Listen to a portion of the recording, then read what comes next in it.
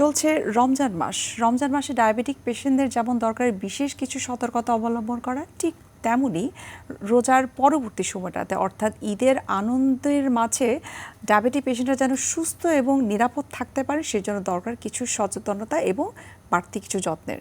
দর্শক, আমাদের আজকের আলোচ্য বিষয় হচ্ছে রোজা পরবর্তী সময়টাতে ডায়াবেটিক রোগীদের করণীয় এবং সতর্কতা। দর্শক, আপনাদের সবাইকে আমন্ত্রণ জানাচ্ছি আরটিভি স্বাস্থ্য বিষয়ক নিয়মিত আয়োজন মেডিক্যাফে পাওয়ার বাই নেভিয়ান লাইফ সায়েন্সে।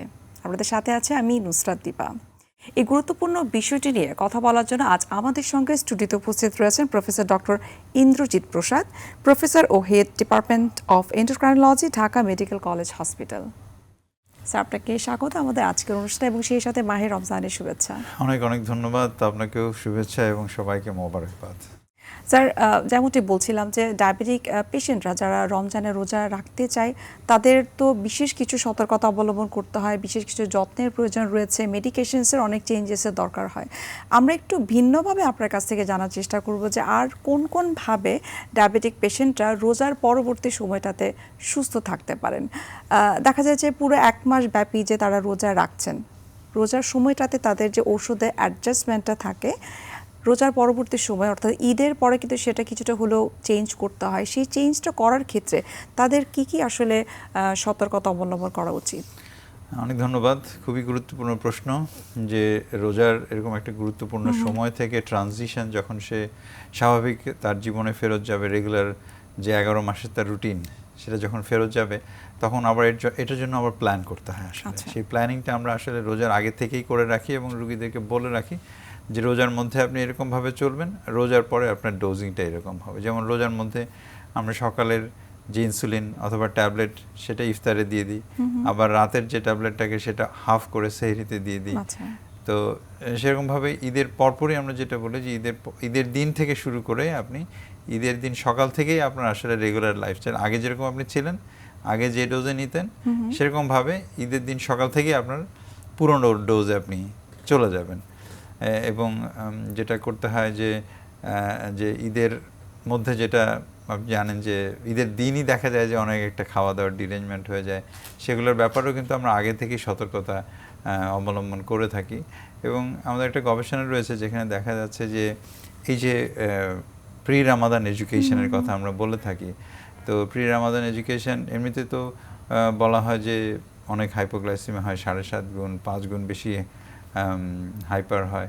কিন্তু রমাদানের আগে যে এডুকেশন দিয়ে একটা গবেষণা করা হচ্ছে আমাদের দেশে, সেখানে দেখা গেছে যে যারা এই এডুকেশনটা নিয়েছে, স্ট্রাকচার নন স্ট্রাকচার এডুকেশন, এটাও কিন্তু পার্ট অফ এডুকেশন আজকে যে আমরা কথাবার্তা বলছি, তো তাদের মধ্যে কিন্তু এই ধরনের জটিলতা হাইপার হওয়ার সম্ভাবনা কম। এবং রোজার পরে যে তাদের ঝট করে যে সব কিছু আনকন্ট্রোল হয়ে যাওয়া আবারও আগের মতো, সেটা সম্ভাবনা কিন্তু খুব কম থাকে। সেজন্য খুব ইম্পর্ট্যান্ট হচ্ছে যে রোজার সময় রোজার আগেই এই আলোচনাটা আসলে শেষ করে নেয়, কীভাবে আমরা রোজার পরবর্তী সময় সুন্দরভাবে ট্রানজিশনটা landing to the normal life আমরা করতে পারি। আচ্ছা, সেই প্রসঙ্গে স্যার জানবো যে একজন ডায়াবেটিক পেশেন্ট আসলে রোজার পরবর্তী সময় অর্থাৎ ঈদের দিন থেকে যেমনটা আপনি বলছিলেন যে আমাদের ঔষধ গ্রহণটা সেটা স্বাভাবিক নিয়মেই করতে হবে, সেই ডোজটা আসলে কিভাবে তারা চেঞ্জ করবে এবং তাদের ওভারঅল যে লাইফস্টাইলটা সেটাকে তারা কিভাবে পরিবর্তন করতে পারেন? আমরা যদি হাঁটাহাঁটির কথা যদি আমরা বলি, ঘুমের প্যাটার্নের কথা বলি।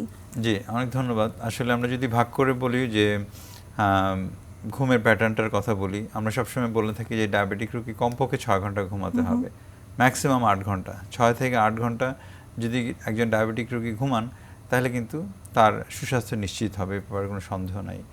সেকেন্ড হচ্ছে যে হাঁটাহাঁটির বিষয়টা। নর্মালি তো আমরা রোজার মধ্যে বলে থাকি যে কেউ যদি 20 রাকাত নামাজ পড়ে তাহলে তার হাঁটার আলাদাভাবে দরকার নাই, যথেষ্ট এক্সারসাইজ হয়ে যাচ্ছে। আর কেউ সেরকম না পড়তে পারে তাহলে ইফতারের পরে 1 ঘন্টা 2 ঘন্টা পরে কিন্তু উনি হাঁটতে পারেন। এবং রোজার পর থেকে সেই সকালে ভোরবেলা উঠে যেরকম মানুষ হাঁটতে যায়, আমরা আবার সেই আগের লাইফস্টাইলে তাকে হাঁটাহাঁটি শুরু করতে বলবো। এই গেল খাওয়া দাওয়া হাঁটাহাঁটির ব্যাপারটা।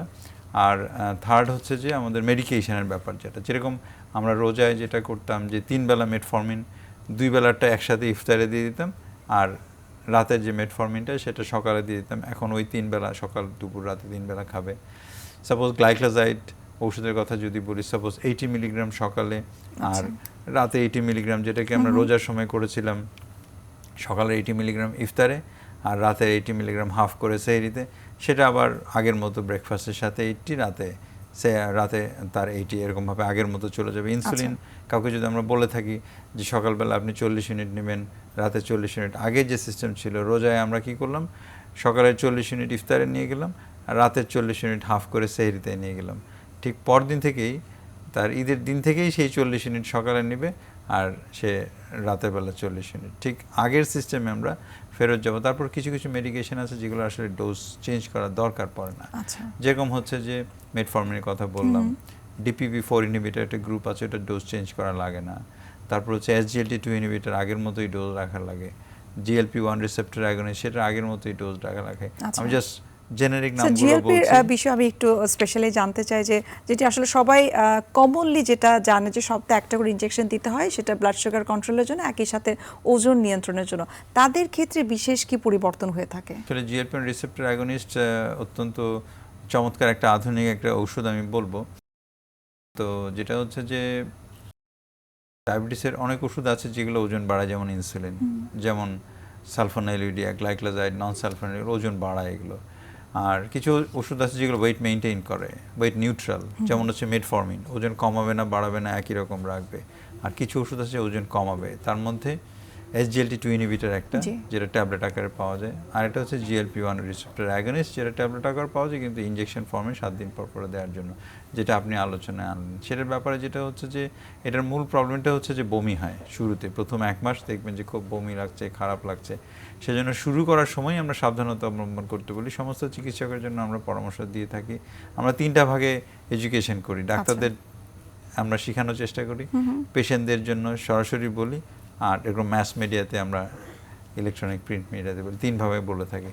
তো এডুকেশনটা হচ্ছে এরকম যে রোজা শুরু হওয়ার 1 মাস আগে থেকেই আপনি নতুন কোনো মেডিকেশন এক্সপেরিমেন্ট নাও, কারণ নতুন যে কোনো মেডিকেশন শরীরের উপর একটা প্রভাব ফেলবে, সেটা অ্যাডজাস্ট হতে হতেই দেখা যাবে যে তার 1 মাস 1.5 মাস পার হয়ে যাবে। এর মধ্যে যদি সে বমি করে তাহলে তো রোজাটাই নষ্ট। সেজন্য 1 মাসের মধ্যে নতুন কোনো ওষুধ দেওয়া যাবে না, যদি দিতে হয় 1 মাস আগে। কেমন? কারণ এই যে বমি বমি ভাবটা, এটা কাভার হতে 4 সপ্তাহের মতো সময় লাগে। সেজন্য বলবো যে রোজার ইমিডিয়েটলি আগে নতুন কিছু দেওয়া যাবে না, ইনজেকশনও দেওয়া যাবে না, নতুন ট্যাবলেটও দেওয়া যাবে না। আমরা চেষ্টা করবো যে ওনাকে প্রিভিয়াস মেডিকেশনগুলোকে অ্যাডজাস্ট করে দেওয়ার জন্য। আর যেটা হয় যে আগে থেকে যারা নিচ্ছে তারা মোটামুটি টলারেট করে ফেলে, তাদের জন্য আর ডোজ চেঞ্জ করার দরকার পড়ে না। তাদের জন্য কি বিশেষ পরামর্শ যে ঈদের সময়টাতে তারা আসলে কি করবে? জি, যারা GLP-1 রিসেপ্টর অ্যাগনিস্ট নিয়ে থাকেন তাদেরকে আসলে গ্যাস্ট্রিক ট্রানজিট টাইমটা আসলে কমে যায়, স্টমাকটা স্লোলি মুভ করে। সেজন্য আমাদের পরামর্শ থাকবে যে অল্প অল্প অল্প অল্প করে বারবার খাওয়া। একটা বিরতির সময় হয়ে গেছে, আমরা বিরতি নিচ্ছি। দর্শক, আপনারা দেখছেন RTV এর স্বাস্থ্য বিষয়ক নিয়মিত আয়োজন মেডিক্যাফে পাওয়ার বাই নেভিয়ান লাইফ সায়েন্স, এই অনুষ্ঠানটি নিয়ে নিচ্ছি আমরা ছোট্ট একটা বিরতি। আমাদের সঙ্গে থাকুন।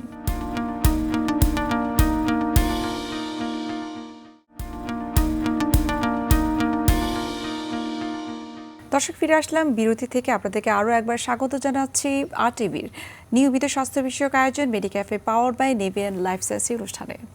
আপনাদের সাথে আছে আমি নুসরাত দীপা, এবং আমাদের সঙ্গে আজ অতিথি হিসেবে রয়েছেন ডক্টর ইন্দ্রজিৎ প্রসাদ। এখন তো আসলে সোশ্যাল মিডিয়ার যুগ, গুগলের যুগ। সবাই কিন্তু দেখা যায় যে সোশ্যাল মিডিয়ায় বিভিন্ন ধরনের বিজ্ঞাপন দেখে তারা তাদের ওজন কমানোর জন্য কিছু প্রোডাক্ট পারচেস করছে, তাদের ব্লাড সুগার কন্ট্রোলের জন্য তারা ডাক্তারের প্রেসক্রাইবকৃত যে ওষুধ, সেটাকে বাদ দিয়ে তারা ওই সোশ্যাল মিডিয়ার ওষুধটাকে তারা গ্রহণ করছে। এই বিষয়ে স্যার কি বলবেন? ঠিকই বলেছেন। আমি আমার একটা ভিডিও আবিষ্কার করেছি, সেখানে বলা হচ্ছে, আমার মুখ দিয়ে আমি বলছি যে আমি এরকম একটা ওষুধ আবিষ্কার করেছি। প্রফেসর ইন্দ্রজিৎ প্রসাদ, ডায়াবেটিস বিশেষজ্ঞ, ঢাকা মেডিকেলের বিভাগীয় প্রধান, উনি এরকম একটা ধন্বন্তরী ওষুধ আবিষ্কার করেছেন যেটা খেলে 7 দিনে ডায়াবেটিস ভালো হয়ে যাবে। তো মানুষ খোঁজাখুঁজি শুরু করলো যে কি ওষুধ এটা, আমি কিনতে চাই, কেমন। তারপর আমি থানায় গেলাম, গিয়ে জিডি করলাম। এটা নিয়ে নানা রকম কাহিনী আর কি। এরকম প্রায়ই দেখা যায় যে এর নামে, ওর নামে, ওর ফেস ব্যবহার করে এরকম মানুষ ওষুধ বিক্রি করছে যে ডায়াবেটিস ভালো হয়ে যাবে, কেমন। সো এই ধরনের প্রতারণা থেকে আমি বলবো যে দর্শকরা যেন প্রতারিত না হয়। সোশ্যাল মিডিয়াতে অনেক ভালো ভালো জিনিস আছে অ্যাওয়ারনেস তৈরি করার জন্য। আবার যারা সুযোগ সন্ধানী আছেন, দুর্বৃত্ত, তারা কিন্তু এটাকে ব্যবহার করে সাধারণ মানুষকে কিন্তু সে প্রতারিত করতে পারে। সেজন্য যে কোনো ডিসিশন নেওয়ার আগে সোশ্যাল মিডিয়া দেখে আপনি আপনার বন্ধু, আপনার ডাক্তার, আপনার নিউট্রিশনের সাথে কথা বলেন, কথা বলে ইউ টেক ইউর ডিসিশন, কেমন। সরাসরি কোনো একটা প্রোডাক্ট অনলাইন থেকে কিনে আপনি খাওয়া শুরু করলেন, এটার মধ্যে কি আছে আপনি জানেন না, এবং এটা কোত্থেকে আসতেছে সেটাও জানেন না, একটা অ্যাড দেখে খাওয়া শুরু করলেন, কেমন? অর্থাৎ ব্যক্তিগতভাবে সচেতন হওয়াটা এই ক্ষেত্রে অনেক বেশি Absolutely, গুরুত্বপূর্ণ। absolutely. স্যার, এখনকার যুগের কথা যদি আমরা বলি, বিশেষ করে বাংলাদেশের প্রেক্ষাপটে এখন কিন্তু ওভারওয়েট, ওবেসিটির সংখ্যাটা অনেক বেশি বৃদ্ধি পাচ্ছে এবং যার কারণে আমরা কিন্তু দেখেছি যে প্রি ডায়াবেটিসের রোগীদের সংখ্যাটা অনেক বাড়ছে, বাচ্চাদের মধ্যে অনেক বেশি দেখা যাচ্ছে। এই বিষয়ে স্যার আপনি কি বলবেন? এটা খুবই একটা অ্যালার্মিং সিচুয়েশন। এটা আমাদের নিজস্ব গবেষণা আছে। আমি ঢাকা মেডিকেলের বিভাগীয় প্রধান হিসেবে আমাদের একটা গবেষণা হয়েছে, সেটা হচ্ছে যে আমাদের ঢাকা মেডিকেলের আশেপাশে যে স্কুলগুলো আছে সেই স্কুলের বাচ্চাদেরকে নিয়ে আমরা একটা গবেষণা করেছি। এটা হচ্ছে 7 বছরের থেকে 14 বছরের বাচ্চাদের মধ্যে গবেষণা করে দেখা গেছে যে তাদের মধ্যে অনেক স্থূলতা, এবং যারা স্থূল তাদের মধ্যে অলমোস্ট 40-50% প্রি ডায়াবেটিক বাচ্চারা। 4-5টা বাচ্চা পেয়েছে, একদম বাচ্চা, ওরা ডায়াবেটিস হয়ে গেছে, টাইপ 2 ডায়াবেটিস ওদের। এবং তাদের গবেষণা করে দেখা গেছে যাদের স্ক্রিনিং টাইম যত বেশি, যারা অনেকক্ষণ ধরে টিভি দেখে অথবা মোবাইল চালায়, 2 ঘন্টার বেশি যাদের স্ক্রিনিং টাইম, তাদের কিন্তু ডায়াবেটিস হওয়ার সম্ভাবনা এবং স্থূলতার সম্ভাবনা বেশি। ফাস্টফুড যারা খায় বেশি, তাদের মধ্যে স্থূলতা হওয়ার সম্ভাবনা বেশি। এরকমভাবে অনেকগুলো রিস্ক ফ্যাক্টর আমরা আইডেন্টিফাই করেছি। এবং এই যে বাচ্চারা যে আজকে ডায়াবেটিস হয়ে যাচ্ছে, তাই না, বাচ্চারা ডায়াবেটিস, এরা তো আমাদের ভবিষ্যৎ। এবং পাশাপাশি এটা খুবই আনফরচুনেট যে তাদের ফ্যাটি লিভারও হচ্ছে। ফ্যাটি লিভার হচ্ছে। তো এই যে বাচ্চারা যারা আমাদের ভবিষ্যৎ, তাই না, তারা যদি এই জেনারেশন যদি এরকম অসুস্থ শরীর নিয়ে বড় হয়, তাহলে তারা নিজেদের জন্য কি করবে, তারা পরিবারের জন্য কি করবে, দেশের জন্য কি করবে, তাই না? তো সেজন্য এখন আমাদের সময় এসছে ইনভেস্ট করার জন্য আমাদের বাচ্চাদের জন্য, যারা আমাদের ভবিষ্যৎ, তাদের জন্য চমৎকার একটা লাইফ, তাদের জন্য চমৎকার একটা স্বাস্থ্য ব্যবস্থা। আমরা খুবই আশাবাদী যে আমাদের যে প্ল্যানের কথা বলা হচ্ছে, যে এই প্ল্যান অনুযায়ী আমরা যদি কাজ করি এখন, তাহলে হয়তো আগামী বছরগুলোতে আমরা অনেক সুন্দর একটা স্বাস্থ্য ব্যবস্থা দেখতে পাবো। সেই আশাবাদ আসলে আমরা রাখছি। এবং আমাদের শিশুদের ভবিষ্যৎ যদি আমরা রক্ষা করতে, শিশুদের স্বাস্থ্য যদি রক্ষা করতে পারে, তাহলে দেশের স্বাস্থ্য রক্ষা হবে। এটাই আমরা সবাইকে বলতে চাই। চমৎকার বলেছেন স্যার। আশা করি আমাদের আজকের অনুষ্ঠানের মাধ্যমে যারা অভিভাবক রয়েছেন, আমরা আসলে শুধুমাত্র বাচ্চাদের কথা বলবো না, এক্ষেত্রে অভিভাবকদের সচেতন হওয়াটা অনেক বেশি গুরুত্বপূর্ণ। আমরা একটু থাইরয়েডের বিষয়ে স্যার আপনার কাছে জানতে চাই যে এখন কিন্তু থাইরয়েডের রোগীদের সংখ্যাও বাংলাদেশে অনেক বেশি বৃদ্ধি পাচ্ছে। তো থাইরয়েড যখন কারোর ক্ষেত্রে দেখা দিবে, হাইপো অথবা হাইপোথাইরয়েডিজম, তো তাদের জন্য আসলে বিশেষ কি পরামর্শ, যে কখন তারা ডাক্তারের শরণাপন্ন হবেন এবং কিভাবে তারা লাইফস্টাইলটাকে লিড করবেন? অনেক ধন্যবাদ। আসলে আমাদের একটা গবেষণা আছে, সেখানে দেখা গেছে বাংলাদেশে প্রায় 3.5 থেকে 5 কোটি মানুষ থাইরয়েড ডিসঅর্ডারে আক্রান্ত। আমাদের মোট জনসংখ্যার 4 কোটি থেকে 5 কোটি মানুষ থাইরয়েড রোগে, কোনো না কোনো থাইরয়েড রোগে আক্রান্ত। যেখানে 1 কোটি 31 লক্ষ ডায়াবেটিস, সেখানে 5 কোটি ডায়াবেটিস, থাইরয়েড। এখন আমাদের অফিসে অথবা হাসপাতালে যদি 2 জন ডায়াবেটিসের পেশেন্ট আসে, 6 জন থাইরয়েডের পেশেন্ট আছে, এত বেশি হচ্ছে। আপনি খুবই গুরুত্বপূর্ণ প্রশ্নের অবতারণা করেছেন। আসলে আমরা কখন বুঝবো যে আমার থাইরয়েডের সমস্যা হয়েছে? 2 রকমের থাইরয়েড, হাইপো এবং হাইপার। হাইপোথাইরয়েডে কী হবে? হাইপোথাইরয়েডে মানুষ মোটা হবে, অকারণে মোটা হবে। আমি বেশি খাচ্ছি না, তারপরেও মোটা হয়ে যাচ্ছে। তারপরে তার গলাটা কর্কশ হয়ে যাবে, চামড়াটা খসখসে হয়ে যাবে, চুল পড়ে যাবে, মহিলাদের অতিরিক্ত মাসিক হবে, বন্ধ্যাত্ব হবে, পায়খানা কষা হয়ে যাবে, এবং সব কিছুতে স্লো একটা ভাব চলে আসবে। এবং শিশুদের ক্ষেত্রে, আমি শিশুদের কথা বলছিলেন, শিশুদের ক্ষেত্রে অনেক সময় টিচার বলবে যে ও তো আগে ম্যাথ ভালো পারতো, সেরকম একটা ভালো একটা স্টুডেন্ট সে ফেল করছে কেন, তার ব্রেন কেন কাজ করছে না? তো শিশুদের যে বুদ্ধিমত্তা, তার বেশিরভাগই আসলে ডেভেলপমেন্টটা হয়, সেখানে বাধাগ্রস্ত হচ্ছে। অ্যাবসলিউটলি কগনিটিভ ডেভেলপমেন্ট, তার ইন্টেলেকচুয়াল ডেভেলপমেন্ট, সব কিছু কিন্তু থাইরয়েড হরমোনের উপরে ডিপেন্ড করে। একটা স্মার্ট বাচ্চা যখন বোকা হয়ে যাচ্ছে, একটা ফার্স্ট সেকেন্ড হচ্ছে যে বাচ্চাটা সে যখন ফেল করছে, তখন কিন্তু অনেক সময় টিচাররা মার্ক করে যে ওর থাইরয়েডের সমস্যা হয়েছে। এবং এটা খুবই গুরুত্বপূর্ণ যে আমরা নিওনেটাল স্ক্রিনিং বলে এটাকে, জন্মের সাথে সাথে আমরা কিন্তু 7 থেকে 10 দিনের মধ্যে বাচ্চাদের কারো বংশে থাইরয়েড থাক না থাক, ইউনিভার্সাল স্ক্রিনিংয়ের কথা বলি, যে থাইরয়েড চেক করা। কারণ এটা যদি আমরা আগে ধরতে না পারি, দেরি হয়ে যায় যদি ধরতে, তাহলে কিন্তু যে বাচ্চা ডাক্তার, ইঞ্জিনিয়ার, পলিটিশিয়ান, কবি, সাহিত্যিক হওয়ার কথা ছিল, সে কিন্তু হাবাগোবা হয়ে বাসা পড়ে থাকবে, তাই না? একটা অনেক বড় একটা ডিফারেন্স, যেখানে সে মানুষকে, সমাজকে, পরিবারকে কন্ট্রিবিউট করার কথা ছিল, সেখানে সে বোকা হয়ে বাসায় বসে আছে এবং বোঝা হয়ে যাচ্ছে, তাই না? এই যে একটা সচেতনতা, যে বাচ্চার জন্ম হওয়ার পরে 7 থেকে 10 দিনের মধ্যে আপনার বাচ্চাকে অবশ্যই আপনার বংশে কারো থাইরয়েড থাক না থাক, অবশ্যই চেক করবেন। আচ্ছা, কেমন? এটা খুব ইম্পর্টেন্ট ইনফরমেশন, আমি আপনাদের মাধ্যমে আমাদের জনগণকে জানাতে চাই। আচ্ছা, যারা স্কুল গোয়িং বাচ্চা অথবা যারা কলেজে যাচ্ছে তাদের মধ্যে তো থাইরয়েড দেখা দিচ্ছে, তাদের মধ্যে কি কি লক্ষণ থাকলে তাদের এই থাইরয়েড টেস্টটা করা উচিত? আমরা হাইপোথাইরয়েডের কথা বললাম, জি, এখন হাইপারের কথা বলি। হাইপার হচ্ছে যে গলাটা একটু ফুলে যাবে, চোখটা একটু বাইরের দিকে বের হয়ে আসবে, শরীর হাত পা কাঁপবে, বুক ধরফর করবে, অতিরিক্ত ঘাম হবে, অকারণে স্বাস্থ্য শুকিয়ে যাবে। সে খাচ্ছে ভালো, মানে weight loss with good appetite, ভালো রুচি আছে, ভালো খাচ্ছে, কিন্তু স্বাস্থ্য খারাপ হয়ে যাচ্ছে। সে এক্সারসাইজ করছে না, কিচ্ছু না, অটোমেটিক্যালি কেমন তার পাতলা পায়খানা হচ্ছে, ডায়রিয়া হচ্ছে, মহিলাদের মাসিক বন্ধ হয়ে যাচ্ছে, বন্ধ্যাত্ব হচ্ছে, এবং বুক ধরফর করছে, অস্থিরতা, টেনশন ভাব, অকারণে টেনশন, কেমন কোনো কারণ নেই, তারপর অস্থিরতা, টেনশন, ফিল গিটিনেস এরকম হতে থাকে। তো এইগুলো দেখে কিন্তু হাইপারের সিমটম বোঝে। আগেরটা আমরা হাইপো বললাম, এখন হাইপারের সিমটম বোঝে। স্কুল কলেজ ইউনিভার্সিটির বাচ্চারা যদি কোনো সময় এরকম একটা সিমটম শো করে, তাহলে কিন্তু আপনার নিকটবর্তী যে চিকিৎসক আছেন, উনি গ্রামে থাকুক, শহরে থাকুক, জেলা শহরে থাকুক, যেখানে থাকুক, এমবিবিএস একজন ডাক্তারের সাথে কথা বললেই কিন্তু উনি এখন বুঝে ফেলবেন যে কি হয়েছে। জেলা শহরে আমরা খুব গর্বের সাথে বলতে চাই, জেলা শহরে থাইরয়েডের পরীক্ষা হচ্ছে, এবং এই হরমোন পরীক্ষার মাধ্যমে কিন্তু জেলাতেই কিন্তু ডায়াগনোসিস হচ্ছে, ওইখানে ম্যানেজ করা যাচ্ছে। যদি অনেক বেশি জটিলতা হয় তাহলে ঢাকায় আসেন, আমরা দেখব। কিন্তু জেলা শহরের একজন, আমাদের কিন্তু এখন প্রায় 400 এন্ডোক্রিনোলজিস্ট বাংলাদেশে, 400 হরমোন বিশেষজ্ঞ, ডায়াবেটিস এবং হরমোন বিশেষজ্ঞ, এবং বেশিরভাগ মেডিকেল কলেজে কিন্তু একজন হরমোন বিশেষজ্ঞ আছেন। আমরা জনগণকে আহ্বান জানাবো 10 টাকা একটা টিকিট করে, সেই 10 টাকার টিকিট দিয়ে একজন বিশেষজ্ঞ চিকিৎসক কিন্তু উনি আপনার হাতের কাছে মেডিকেল কলেজ, এবং আমরা আরও ডাক্তার তৈরি করছি। ঢাকা মেডিকেলে আমাদের কোর্স আছে, সেখানে কিন্তু আমরা 5 বছর মেয়াদি ট্রেনিং করিয়ে কিন্তু আমরা থাইরয়েড এবং হরমোন বিশেষজ্ঞ তৈরি করছি, এবং এরা কিন্তু বাংলাদেশের সব জায়গায় কিন্তু ছড়িয়ে পড়ছে।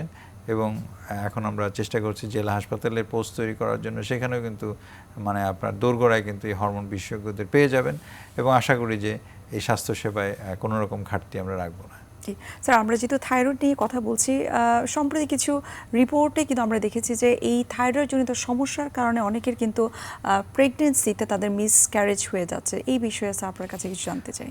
অনেক ধন্যবাদ। থাইরয়েড যেটা হচ্ছে যে কারো যদি থাইরয়েড হরমোনের অভাব থাকে, তাহলে কিন্তু প্রেগনেন্সি হতে সমস্যা, কেমন যে প্রেগনেন্সি হতে চায় না। অনেকেই আছেন যে বন্ধ্যাত্ব রোগে ভুগছেন, তারা কিন্তু যদি কোনো কারণে ওষুধপত্র দিয়ে উনি প্রেগনেন্ট হয়েও যান, তাহলে মাঝপথে গিয়ে কিন্তু বাচ্চা নষ্ট হয়ে যায়, কেমন। তো সেই জন্য আমরা অত্যন্ত গর্বিত যে আমাদের গাইনোকোলজিস্টরা অনেক আপডেটেড, এবং ওনারা কিন্তু প্রেগনেন্সি নেওয়ার আগে যে কয়েকটা হরমোন পরীক্ষা করে, তার মধ্যে কিন্তু ডায়াবেটিসের একটা পরীক্ষা, একটা থাইরয়েডের পরীক্ষা কিন্তু ওনারা নিশ্চিতভাবে দেন। এখন আমরা দেখি ওনারা খুবই আপডেটেড, এবং যখন এরকম ধরা পড়ে যায় আমাদের কাছে পাঠান, আমরা প্রেগনেন্সির আগেই আমরা থাইরয়েডটাকে একটু অ্যাডজাস্ট করে দিয়ে তখন আমরা রেফার করি যে ওকে এখন সেফ, প্রেগনেন্সি নেওয়া যায়। তারপর প্রেগনেন্সি নিলে তখন কিন্তু এই হরমোনটাকে সুন্দরভাবে যদি পুরো প্রেগনেন্সি আমি নিয়ন্ত্রণ করতে পারি, তাহলে কিন্তু মিসক্যারেজ হওয়ার চান্স অনেক অনেক অনেক কমে যায়। স্যার, আমরা অনুষ্ঠানের একেবারে শেষ পর্যায়ে চলে এসেছি। আপনাকে স্যার অসংখ্য ধন্যবাদ এত যুগোপযোগী কিছু কথা এবং ইনফরমেশন আমাদেরকে দেওয়ার জন্য। আশা করি আমাদের আজকের অনুষ্ঠানের মাধ্যমে দর্শকরা শুধুমাত্র ডায়াবেটিস নিয়ে নয়, একই সাথে কিন্তু ওজন বৃদ্ধি, থাইরয়েডজনিত সমস্যা এবং প্রি ডায়াবেটিস নিয়েও কিন্তু আপনি চমৎকার কিছু তথ্য দিয়েছেন। আশা করি তারা উপকৃত হবেন। আপনাকে ধন্যবাদ সুন্দর উপস্থাপনার জন্য। দর্শক যারা শুনলেন তাদেরকে সবাইকে ধন্যবাদ, আরটিভিকে ধন্যবাদ, এবং লেভিয়ার লাইফ সায়েন্স যারা এই অনুষ্ঠানে উপস্থাপনা করলেন তাদেরকেও ধন্যবাদ। দর্শক, এতক্ষণ আপনারা দেখছিলেন আরটিভির স্বাস্থ্য বিষয়ক নিয়মিত আয়োজন মেডিক্যাফে পাওয়ার্ড বাই নেভিয়ার লাইফ সায়েন্স অনুষ্ঠানটি। আজ এখানে শেষ করছি, দেখা হবে আগামী পর্বে। সে পর্যন্ত আপনারা সবাই ভালো থাকুন, সুস্থ থাকুন। আল্লাহ হাফেজ।